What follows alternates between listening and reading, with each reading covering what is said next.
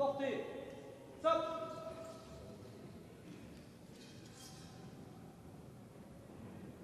Prêt, portez. Stop.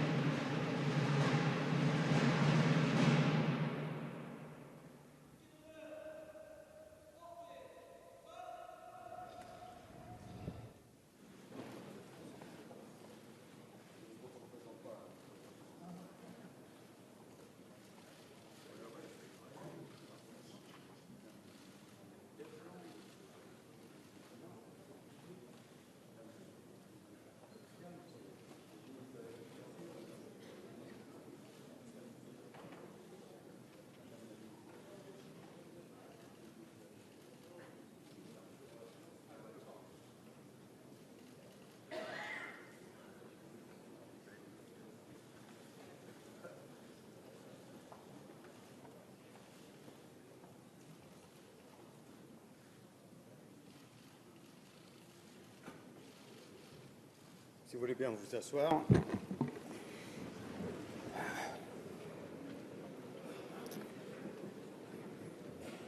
Sire, Madame, Monsieur le Premier ministre, Mesdames et Messieurs les ministres, Mesdames et Messieurs les députés, Madame la maire de Paris, Messieurs les ambassadeurs, Mesdames et Messieurs, c'est un grand jour pour notre Assemblée. C'est un grand jour pour la France et l'Espagne. Je souhaite, au nom de la représentation nationale, la bienvenue à Leur Majesté le roi Felipe VI et la reine Laetitia. La joie qui est la nôtre aujourd'hui est à la mesure de la douleur et du chagrin qui nous ont envahis en mars dernier, alors que vous étiez notre hôte, en apprenant la catastrophe aérienne qui survenait dans les Alpes. Nos pensées, en ce moment, vont aux familles des victimes. Dans cet hémicycle, où se dessine chaque jour l'avenir de la nation française, nous sommes très heureux d'ouvrir avec vous un nouveau chapitre de la relation entre nos deux pays.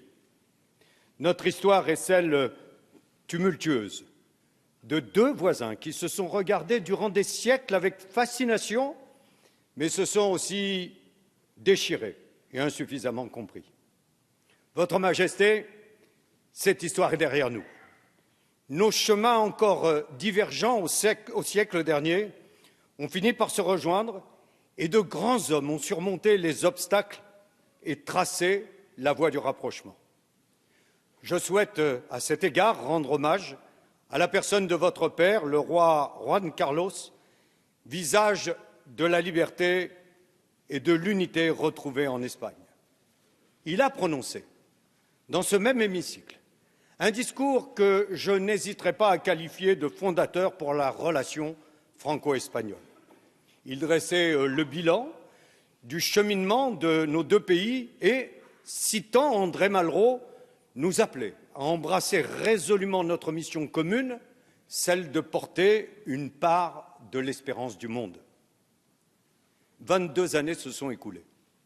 Aujourd'hui, avec vous, et alors que nous sommes entrés dans un nouveau siècle, nous voulons persévérer dans ce sens, aller encore plus loin. Notre amitié est désormais solide, notre fraternité assumée.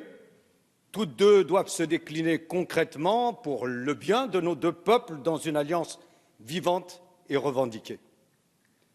Une alliance à laquelle nous invitent naturellement la géographie et l'histoire. Une alliance sans laquelle l'Europe ne saurait être entièrement l'Europe. C'est sur ce point que je veux insister, car la France et l'Espagne nourrissent le même rêve européen, la même ambition pour notre continent. L'Europe, nous la voulons d'abord apaisée, réconciliée en elle-même et porteuse d'espérance pour ses citoyens.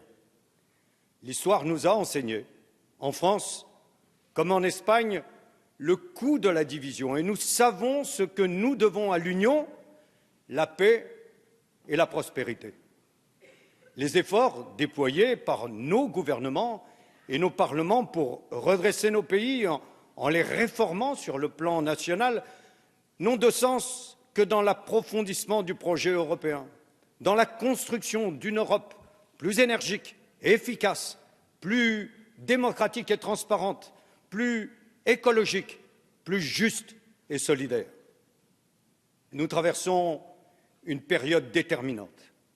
La crise continue de nourrir l'inquiétude de nos concitoyens, tantôt leur résignation et tantôt même leur colère. Elle est aussi, en particulier pour nos jeunesses, un motif d'engagement inédit.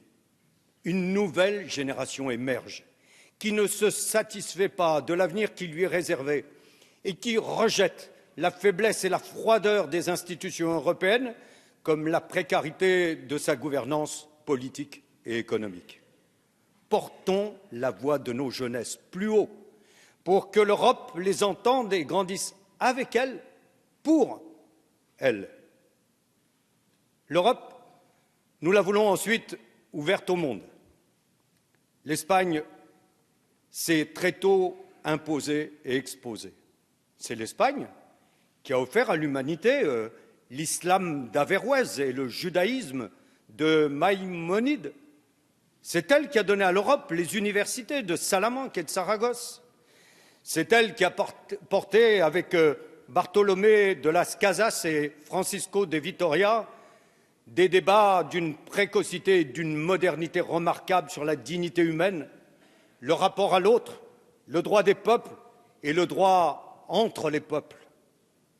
Dans les arts, la philosophie et les sciences, l'histoire de votre pays est jalonnée d'excellence, celle dont sont capables les hommes lorsqu'ils se mélangent, lorsqu'ils débattent et unissent leurs efforts.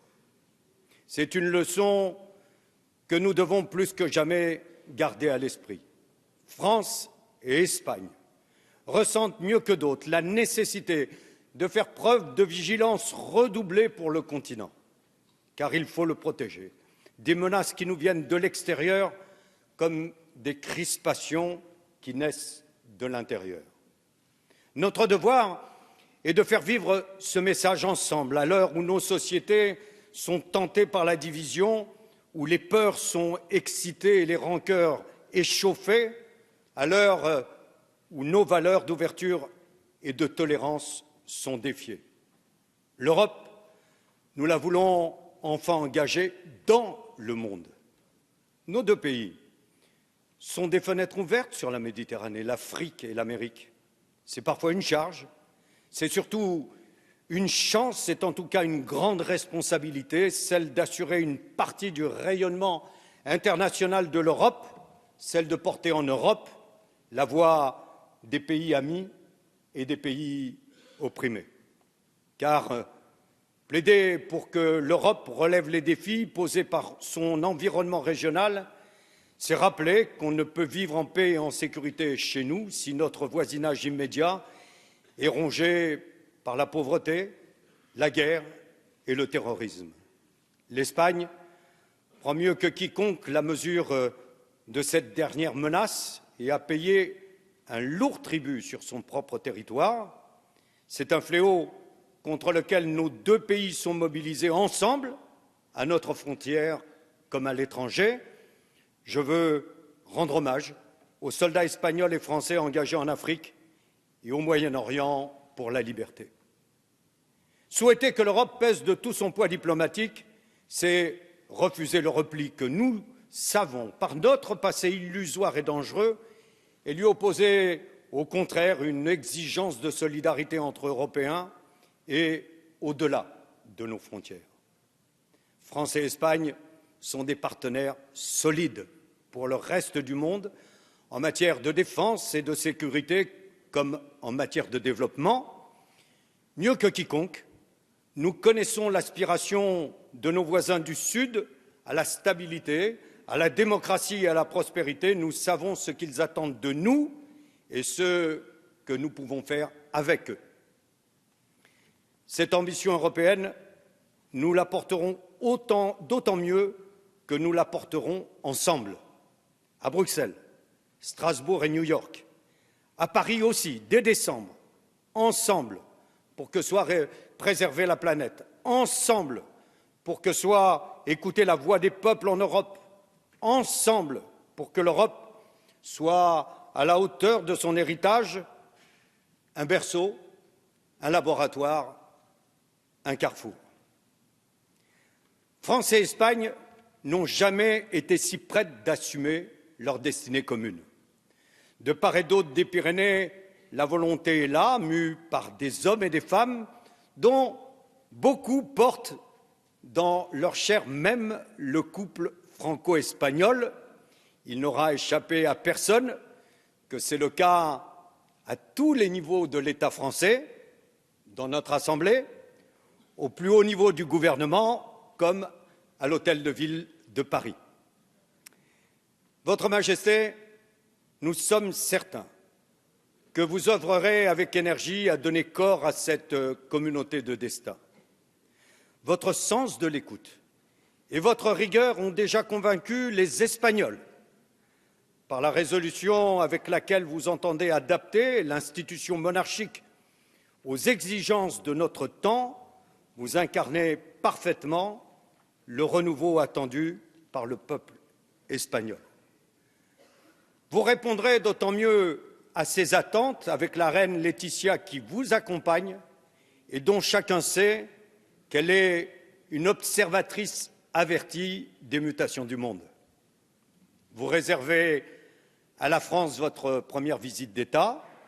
Je veux vous dire, avant de vous céder la parole, combien la représentation nationale tout entière est heureuse d'accompagner ainsi votre installation à la tête du Royaume d'Espagne et combien nous sommes honorés de l'amitié que vous témoignez par votre présence et par votre maîtrise parfaite de notre langue au peuple français.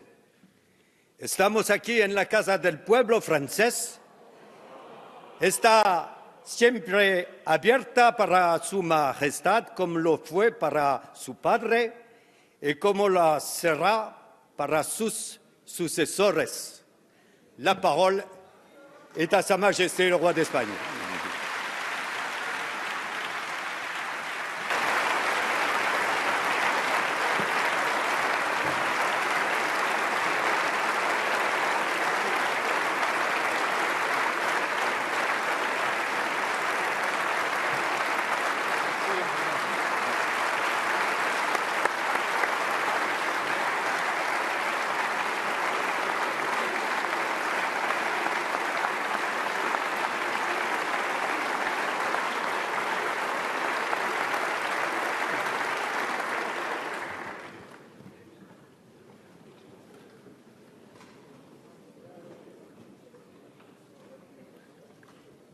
En primer lugar, señor presidente, muchas gracias por esas palabras en español. Monsieur le Président, Mesdames et Messieurs les députés, je tiens tout d'abord à vous dire que c'est un honneur pour moi de prendre la parole devant cette Assemblée dans le cadre de ma première visite d'État en France en tant que roi d'Espagne. Merci du fond du cœur. Nous sommes unis par une riche et longue histoire. Les sentiments et les événements qui l'ont jalonné sont nombreux et fort divers. À mesure que nous continuons d'ajouter de nouvelles pages à cette histoire, nous constatons que chacune d'elles ne fait qu'améliorer les précédentes.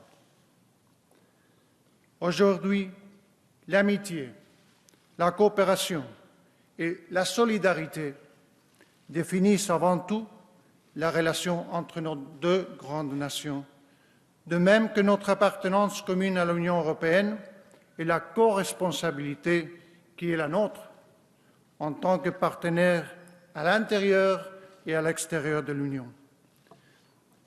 Vous me permettrez également de rappeler que mon père, le roi Juan Carlos, a été le premier monarque étranger invité à prononcer un discours ici même en octobre 1993. Par ce geste, la France et l'Espagne exprimaient alors leur loyauté sans faille envers des valeurs que nos deux nations partagent: la défense de la liberté, le respect et la promotion des droits de l'homme, l'équité sociale et le respect de la justice. Aujourd'hui, l'Espagne reçoit de nouveau votre soutien chaleureux et fraternel.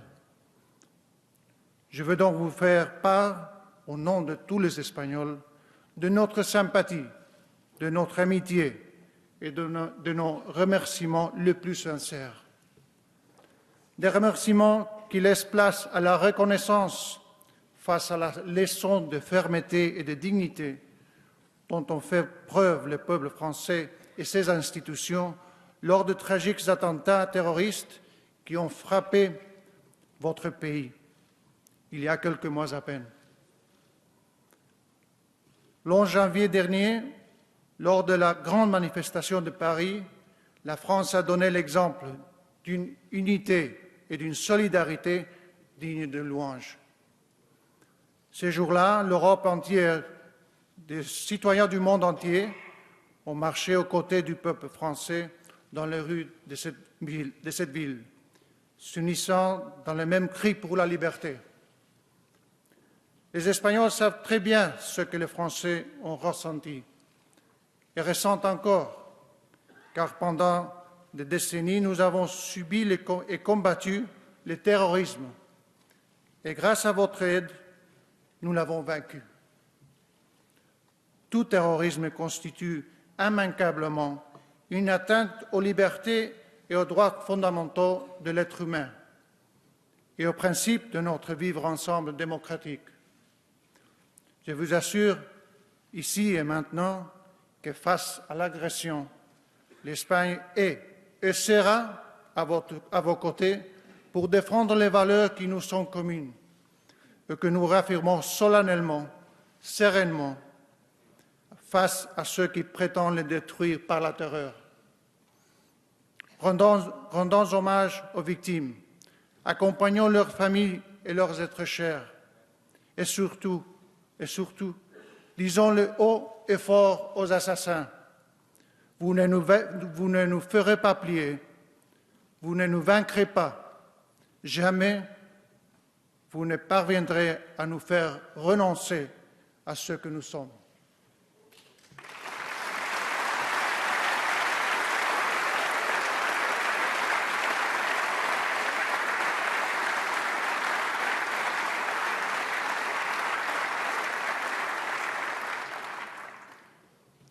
Je sais qui je suis, disait Cervantes par la bouche de Don Quichotte.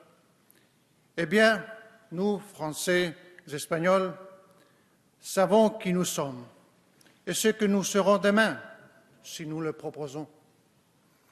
Nous sommes les enfants de l'Europe, de la Méditerranée, vieux berceau de notre civilisation, et de l'Atlantique, toujours ouvert vers de nouveaux horizons. Nous sommes les enfants de la raison et du refus de la déraison. Pourtant, nous savons aussi que l'exercice de la raison, s'il n'est pas guidé par les plus solides convictions morales, peut produire des effets contraires aux principes les plus fondamentaux. Nous sommes les fils de la liberté, que nos peuples ont su conquérir au fil de l'histoire, souvent au prix de sacrifices et de souffrances, mais aussi guidés par l'enthousiasme et l'espoir d'un avenir toujours meilleur. Enfin, nous sommes avant tout héritiers et porteurs de deux traditions nationales sans lesquelles il est impossible de comprendre l'histoire universelle. Nous, Français et Espagnols, avons contribué à créer et à instaurer de nouveaux mondes avec des nations sœurs dont nous partageons la langue et la culture. Ces familles de nations dont nous sommes fiers et dont nous faisons partie ont les mêmes idéaux, les mêmes aspirations, une liberté modérée par la justice, un progrès compatible avec l'équité et un savoir tempéré par la sagesse. Monsieur le Président, Mesdames et Messieurs les députés, en tant qu'ami et admirateur de votre pays, je tiens à vous dire que sans la France, il n'y a pas d'Europe. Sans une France sûre d'elle-même, fidèle à ses valeurs et déterminée à les défendre, l'Europe et le monde perdraient une référence très précieuse, une référence fondamentale. Voilà pourquoi nous voulons plus de France, pour nous rappeler que la liberté, la fraternité et l'égalité ne sont pas une évidence, mais que nous devons lutter chaque jour pour les préserver et que jamais nous ne devons les considérer comme définitivement acquises. Pour nous rappeler qu'il ne suffit pas de déclarer le respect des droits de l'homme et l'exercice de la démocratie, mais que leur pérennité exige un modèle d'équilibre entre le pouvoir et une vigilance sans fin de la part des institutions publiques et des citoyens. Nous voulons plus de France pour nous rappeler que l'exercice de la raison critique est le meilleur garde-fou contre le totalitarisme, quel qu'il soit. Monsieur le Président, j'ai évoqué combien l'Europe et le monde avaient besoin de la France. Maintenant, en tant que chef d'État d'une nation voisine et alliée, je tiens à ajouter qu'il convient de développer plus encore l'entente entre nos deux pays et les liens déjà très étroits qui les unissent. Il est nécessaire de rappeler, surtout pour les nouvelles générations et pour ceux qui, en proie au doute ou au désespoir, ignorent les avancées accomplies sur le chemin de l'intégration européenne. Une Europe unie est une condition nécessaire au progrès et au bien-être de nos sociétés, qui nous permettra de surmonter et d'éviter le déclin, la faiblesse, le morcellement, voire la confrontation qui, en d'autres temps, ont conduit nos peuples à écrire les pages les plus sombres de l'histoire européenne. Nous, les Espagnols, sommes particulièrement conscients de la valeur d'une Europe de plus en plus unie, démocratique et prospère. Il y a 30 ans, au mois de juin précisément, l'Espagne signait le traité d'adhésion aux communautés européennes. Pendant tout ce temps, la France et l'Espagne ont avancé ensemble sur toutes les grandes questions, partageant une même vision de l'avenir de l'Union et un même engagement pour faire progresser les idéaux européens. Tous les membres de cette Assemblée savent bien que l'Espagne a été et reste un solide allié de la France dans cette entreprise commune parce que désormais, Espagnols et Français et Espagnols, nous sommes tous des compatriotes européens. C'est également grâce à l'Europe que nos relations bilatérales ont atteint un niveau extrêmement élevé, dans des domaines aussi divers que l'économie, les commerces, la défense, la sécurité, l'éducation ou encore la culture. Monsieur le Président, ces dernières années, la prospérité européenne que nous avons connue a été ralentie par une crise économique qui frappe très durement nos citoyens. L'Espagne, qui a renoué avec la croissance économique, lutte encore pour surmonter cette crise en s'ouvrant sur le monde comme elle a déjà fait tant de fois tout au long de son histoire. Voilà pourquoi nous ne devons faillir dans notre combat pour lutter contre le chômage et réduire les inégalités, et nous devons jeter les bases qui nous permettront de regarder l'avenir avec espoir et optimisme. Nous le devons surtout à nos jeunes qui, par leur dynamisme, leur énergie et leur courage pour se construire un avenir aux quatre coins de la planète, sont vraiment dignes de la plus grande admiration. Mais la situation que traverse l'Europe aujourd'hui ne doit en aucun cas nous faire perdre de vue l'essence du projet européen et sa vocation à servir de modèle au reste du monde. L'Europe doit se réaffirmer et enseigner ses principes et ses valeurs. Nous n'avons pas à être complexés ni à avoir peur de le dire bien haut. L'Europe est porteuse d'un message universel, message qui doivent défendre nos gouvernements et nos institutions à tout moment et en tout lieu, avec conviction et détermination. Monsieur le Président, dans le monde globalisé qui est le nôtre, les organisations multilatérales constituent une plateforme essentielle à la réalisation de ces nobles desseins. Pour ce faire, l'Espagne occupe depuis janvier dernier un siège en tant que membre non permanent du Conseil de sécurité de l'Organisation des Nations Unies, grâce, entre autres, au vote de confiance des pays amis comme la France. La France sait qu'elle peut compter sur un allié et un partenaire privilégié dans cette enceinte. Les faits parlent d'eux-mêmes et montrent clairement l'engagement de nos deux pays pour atteindre ce noble objectif qu'est la paix mondiale. Des soldats français et espagnols participent coude à coude à des opérations de maintien de la paix dans des théâtres variés et lointains. Je tiens donc ici à rendre hommage à nos forces armées respectives pour leur engagement et leur excellent travail.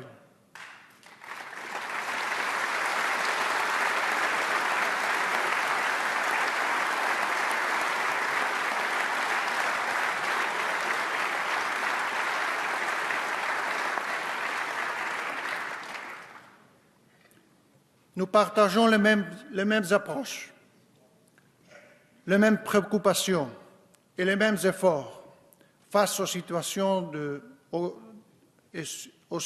et aux graves défis qui doivent relever le sud du bassin méditerranéen, le Proche-Orient, nos voisins de l'Europe de l'Est et l'Afrique subsaharienne. Partout où nous verrons que persistent la pauvreté, l'injustice, la négation du droit élémentaire à l'éducation ou à la santé des enfants et la violation des droits des femmes, la France et l'Espagne sauront répondre en se plaçant du côté des plus défavorisés et des plus faibles.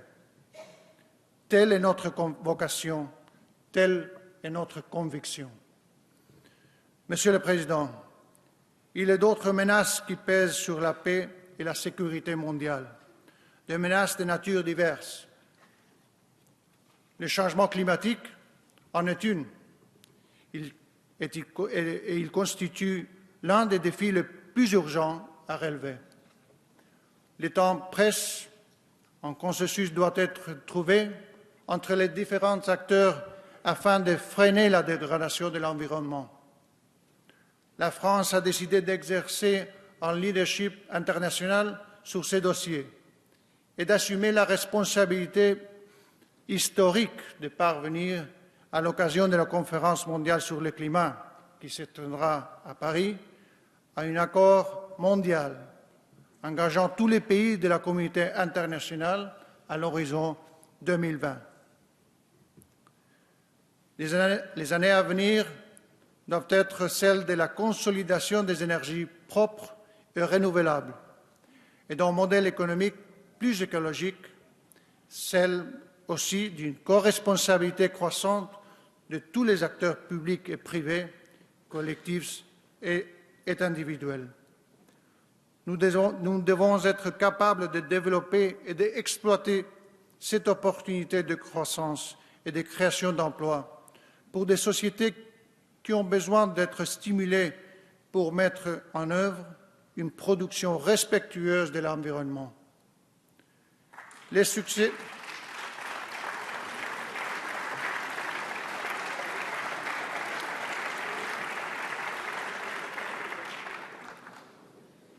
succès de cette entreprise est capital pour les générations futures et, là encore, l'Espagne travaillera main dans la main avec la France pour y parvenir.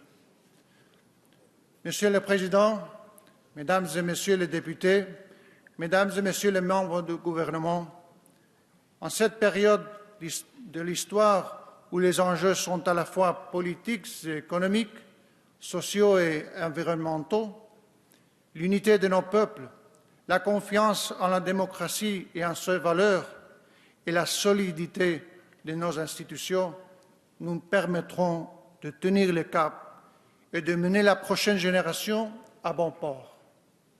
C'est dans ce moment-là que le travail des meilleurs hommes et femmes d'État acquiert toute sa dimension et tout son sens. Je suis certain que, malgré les défis actuels, nous réussirons dans une entreprise si décisive. La France et l'Espagne y parviendront ensemble parce que nous avons des sensibilités semblables et que nous tournons nos regards vers un même horizon. Pour reprendre les mots d'Antoine de Saint-Exupéry, nous pouvons dire que aimer, ce n'est pas se regarder l'un l'autre, c'est regarder ensemble dans la même direction. Je vous remercie.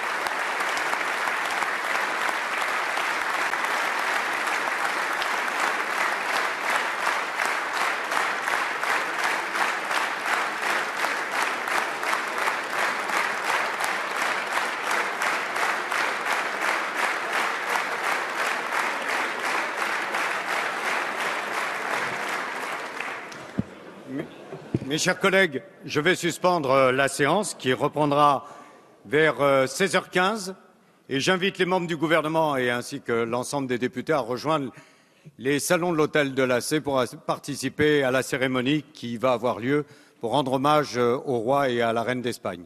La séance est suspendue.